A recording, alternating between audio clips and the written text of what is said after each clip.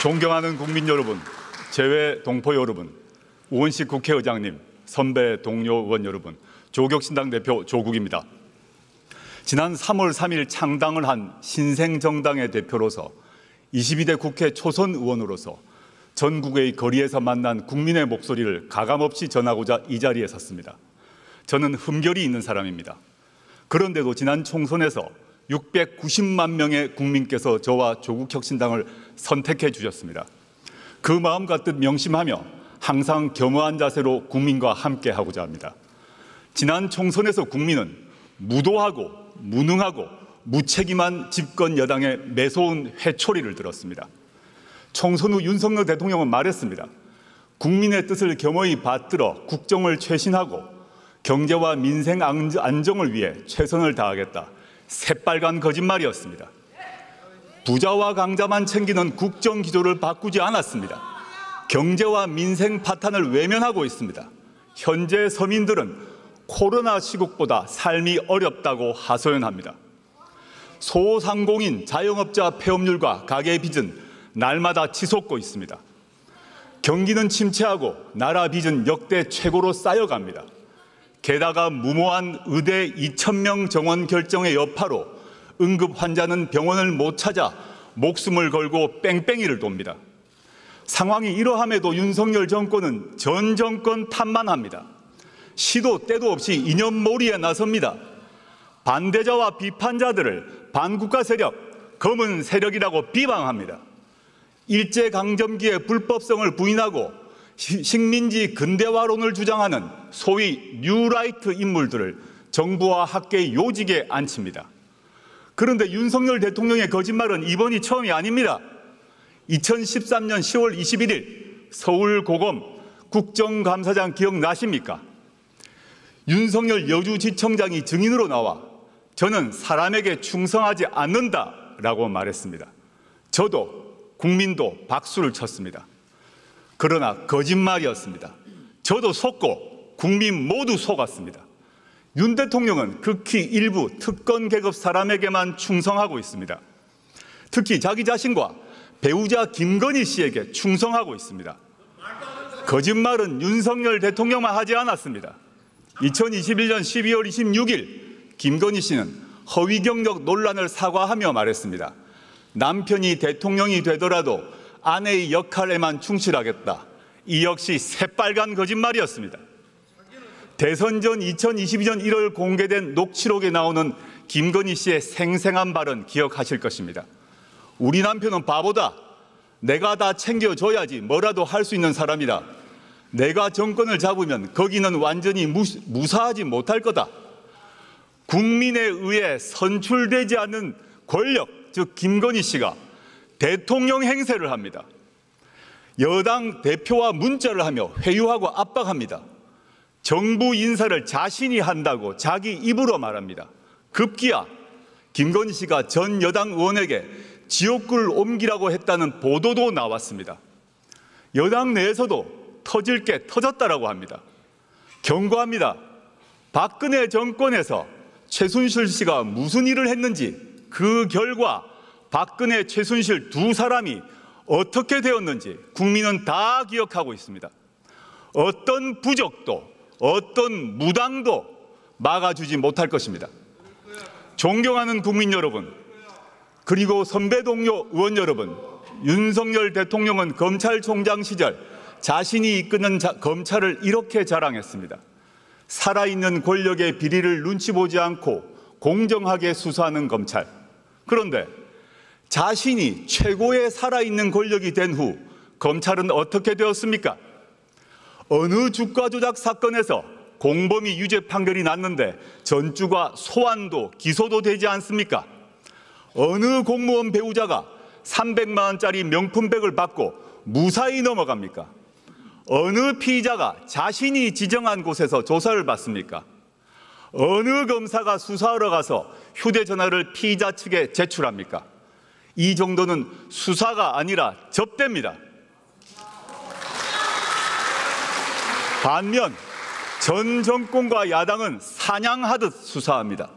원래 겨누었던 잘못이 안 나오면 나올 때까지 먼지떨이 수사를 합니다. 원래 사냥감이 잘 안 잡히면 가족, 친족, 지인을 텁니다. 그리고 일방적 피의 사실을 친검 언론에 흘립니다. 어디서 많이 본 모습 아닙니까? 바로 15년 전 노무현 대통령님의 비극이 발생하기 전과 똑같습니다. 게다가 윤석열 대통령은 자신이 검찰총장 시절 대변인이었던 이창수 검사를 서울중앙지검장에 임명했습니다. 현 김주현 민정수석이 법무부 검찰국장 시절 검찰과장이었던 심우정 검사를 검찰총장 후보로 지명했습니다. 이유가 무엇이겠습니까? 검찰을 더욱더 수적으로 부리겠다는 것 아니겠습니까? 한편 윤석열 대통령은 자신이 나온 충암고 인맥으로 군과 경찰을 장악하고 있습니다. 김용현 국방부 장관은 물론 여인형 방첩사령관, 박종선 777 사령관 등 군내 정보 개통을 충암고 라인으로 다 채웠습니다.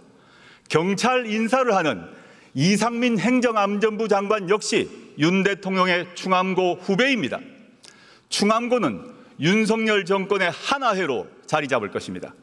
윤석열 대통령에게 경고합니다. 아무리 모든 권력기관을 주머니 속 공깃돌로 가지고 놀더라도 국민의 마음을 잃는 순간 그대는 나락으로 떨어질 것입니다.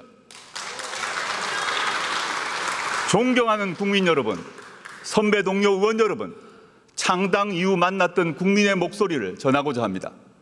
이태원 참사 희생자 고 이상은 씨의 어머니는 딸의 생일날을 맞아 김치찌개를 방문객에게 대접했습니다. 제 손을 꼭 잡아주신 어머니께서 무슨 말씀을 하셨는지는 짐작하실 것입니다. 지난해 수해 현장에서 숨진 최혜병의 어머니는 일주기를 앞두고 편지를 썼습니다. 저희에겐 하나뿐인 외동입니다. 사람들은 아무도 모릅니다. 얼마나 힘듦과 고통 속에 살고 있는지. 어머니는 애끓는 심정으로 진실을 밝혀달라고 요구합니다. 대구에서 만난 전세 사기 피해 젊은 신혼부부는 울먹이며 말했습니다. 평생 모은 돈이 다 날아갔어요. 이제 우리는 어디 가서 어떻게 살아야 합니까? 저와 조국혁신당은 고통받고 분노하는 국민의 도구가 되고자 합니다. 총선 때 광주 충장로 우체국 앞에서 유세를 준비할 때였습니다. 한 어르신께서 제 손을 잡으시며 말씀하셨습니다. 견뎌주어 고맙네. 살아남아주어 고맙네. 이제 잘 싸워주게. 지난달 말 전남 곡성과 영광을 방문했을 때도 똑같은 말씀을 들었습니다. 지난 윤석열 정권 2년은 대한민국의 잃어버린 2년으로 기록될 것입니다. 저희는 창당 총선에서 이렇게 외쳤습니다. 3년은 너무 길다. 무도하고 무책임하고 무능한 윤석열 정권은 나라를 더 망치기 전에 종식되어야 합니다. 국민은 이 정권 치하에서 너무도 힘듭니다. 인내심이 바닥나고 있습니다. 조국혁신당은 당내에 3년은 너무 길다 특별위원회를 구성했습니다. 저희는 이미 심리적 탄핵을 하신 국민의 마음을 받들며 온 힘을 다하여 위헌과 위법의 증거를 모으겠습니다. 존경하는 국민 여러분, 선배 동료 의원 여러분, 조국혁신당은 12석에 불과합니다. 원내 교섭단체도 아닙니다. 저희 힘만으로 할 수 없는 그러나 반드시 이루어야 할 시급한 사회경제적 과제 2가지를 말씀드리고자 합니다. 국민은 조국혁신당에 묻고 계십니다. 윤석열 정권 종식 이후 무엇을 할 것이냐? 조국혁신당은 문화, 디지털, 노동, 환경, 건강, 교육 등 8가지 사회권을 구현하는 민생 선진국을 제시했습니다. 오늘은 이 중 2가지를 말씀드리고자 합니다. 첫째는 주거권 보장을 통한 주거혁신입니다. 주거권은 쾌적한 집에서 안정되게 살 수 있는 권리입니다. 국민 40% 정도가 전월세 등 빌린 집에서 삽니다. 집주인이 세를 올리거나 방을 빼라고 할까 봐 노심초사합니다. 서울에서는 중위소득 가구가 10년간 소득을 한 푼도 안 쓰고 모아야 중간가격 주택 한 채를 살 수 있습니다. 소득의 3분의 1 저축하면 30년 넘게 걸립니다. 버는 속도보다 집값 오름세가 가파릅니다. 이러면 사람다운 삶을 살 수가 없습니다. 결혼하고 싶어도 함께 살 집 마련이 어렵고 애를 낳고 싶어도 여력이 없습니다. 먼저 질 좋은 공공주택과 다양한 사회주택을 국가가 확보해 제공해야 합니다. 2022년 기준 공공임대주택은 전체 주택 재고량의 10%가 안 됩니다. 더욱이 90% 이상이 60제곱미터 이하입니다. 그래서 공공임대주택은 좁고 오래된 변변치 않은 집으로 인식됩니다. 앞으로 84제곱미터 이상의 질 좋은 집 공급을 확대해야 합니다. 빌라나 주택 등도 공공부문이 더 많이 흡수해서 공급해야 합니다. 청년, 신혼부부용 주택 확대는 물론 평범한 가족을 위해 초장기 임대주택 공급도 추진해야 합니다. 신혼부부가 84제곱미터 50년 초장기 임대주택에 들어가면 굳이 집을 사지 않아도 될 것입니다. 조금 더 여유 있는 국민을 위해 내 집 마련도 쉬워지게 해야 합니다. 문제는 땅값이나 공사비입니다. 리츠 등 주택금융을 잘 활용하여 새로운 유형의 지분 공유형 주택이나 협동조합형 간접소유 주택을 늘려야 합니다. 이제 주거와 관련된 공공기관과 공기업의 역할도 바꿔야 합니다. 돈을 얼마나 벌었느냐로 평가하지 말고 국민에게 얼마나 제대로 된 거주지를 공급했느냐로 잘잘못을 따져야 합니다. 그러면 정책의 방향이 확 바뀔 것입니다. 두 번째는 돌봄권 보장을 통한 돌봄 혁신입니다. 요람에서 무덤까지 제대로 된 돌봄을 받을 권리, 그리고 제대로 된 돌봄을 할 수 있는 권리입니다. 우리 사회는 급속히 초고령 사회가 되고 있습니다. 중증 환자는 크게 늘었습니다. 돌봄의 필요성은 더 커졌습니다. 특히 간병 문제가 심각합니다. 간병비 부담과 간병 스트레스는 겪어보지 않은 사람은 모릅니다. 간병비 때문에 파산하고 간병인이 환자를 살해하는 등 비극적인 사건이 잇따르고 있습니다. 가족 돌봄을 하는 청소년은 공부를 제대로 못해 취업길이 막히고 그래서 가난해질 수밖에 없습니다. 악순환을 끊어야 합니다. 건강보험과 의료보험에 간병을 포함시켜야 합니다. 간병을 개인이 아닌 국가가 책임져야 합니다. 우리 집은 관계없다고 생각할지 모릅니다. 곧 닥칩니다. 우리 모두는 누구나 아프고 다치고 나이 듭니다. 질병과 노화는 지역이나 사람, 이념, 계급을 가려서 오지 않습니다. 또한 영유아 돌봄도 공공서비스를 확대함으로써 해결해야 합니다. 말로만 아이를 낳으라고 하지 말고 가족이 아이를 잘 키울 수 있도록 사회 여건을 획기적으로 바꾸는 것, 그것이 바로 국가가 할 일입니다. 그에 앞서 당장 손길이 필요한 가정을 위해 낳으면 국가가 키워주겠다라고 선언하고 실천해야 합니다. 아이를 위해 나라가 나서야 할 때입니다. 육아휴직 활성화법, 지역돌봄 강화법, 가족돌봄 휴가법 등 전국민 돌봄 보장 시리즈 법률이 필요합니다. 주거권과 돌봄권 보장은 대한민국이란 국가의 소멸을 막는 방책입니다. 주거권과 돌봄권을 말하면 돈이 문제라고들 합니다. 맞습니다. 그러나 감세와 복지 증대를 함께 약속하는 사람은 거짓말쟁입니다. 중력을 이겨내야 대기권을 뚫고 우주에 다다를 수 있습니다. 세금과 복지 관련한 오랜 고정관념과 두려움을 떨쳐버려야 선진국으로 도약할 수 있습니다. 당장 증세는 못하더라도 부자 감세만큼은 철회해야 합니다. 대기업과 부자만 배를 불리지 말고 보통의 국민에게 이익이 골고루 돌아가도록 해야 합니다. 존경하는 국민 여러분, 선배 동료 의원 여러분, 이어 조국혁신당은 정치개혁을 위한 두 가지 과제를 제안합니다. 먼저 제7공화국으로 진입하기 위한 개헌을 제안합니다. 제6공화국 헌법은 국민의 피와 땀으로 일궈냈습니다. 그 뒤 37년이 지났습니다. 일제강점기보다 긴 세월입니다. 우리 사회는 크게 변화했습니다. 이 변화에 걸맞는 새로운 미래를 준비하는 새로운 헌법이 필요합니다. 헌법 전문에는 5.18 민주화운동, 부마민주항쟁, 60민주항쟁을 수록해야 합니다. 이 운동과 항쟁으로 우리는 현재에 이를 수 있었습니다. 대통령 5년 단임제도 4년 중임제로 바꾸어야 합니다. 책임 정치를 구현하고 국정의 연속성과 일관성도 강화할 수 있습니다. 민생과 복지를 위한 사회경제적 개혁을 원활하게 만들 수 있는 사회권 강화 조항도 필요합니다. 합헌적으로 수도를 이전할 수 있는 수도 조항도 신설해야 합니다. 가능하면 빨리 개헌특위를 만들어 개헌안을 만듭시다. 2026년 6월 3일에 이루어지는 지방선거 이전에 국민투표로 개헌안을 확정합시다. 그 국민투표는 축제가 될 것입니다. 두 번째 제안은 정치개혁입니다. 지금 대한민국 정치는 민의를 정확히 반영하지 않습니다.